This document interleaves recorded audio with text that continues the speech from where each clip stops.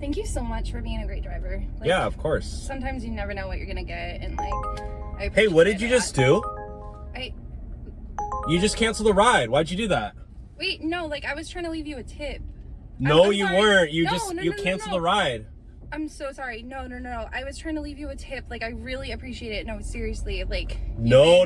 You're lying. You're lying. No. Like, I can see it in your eyes. You literally look at your eyes. I can tell. No, like, I really. You just look to the left. You look to the left. That means you're lying.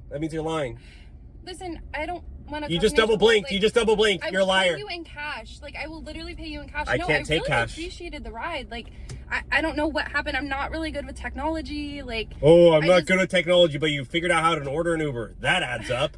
I'm really sorry. Listen, like, I don't want you to be upset. Clearly, you're really upset. You're two-faced. You're like everybody else. Oh, I'm so sorry. Yeah, I could try to cancel the ride. Yeah, you're probably trying to take advantage of me. You probably didn't think I would notice. I would not try to take advantage of you. Like, seriously, that's like the least thing I want to do right now. Like, let me just pay you in cash. Like, I can't take cash.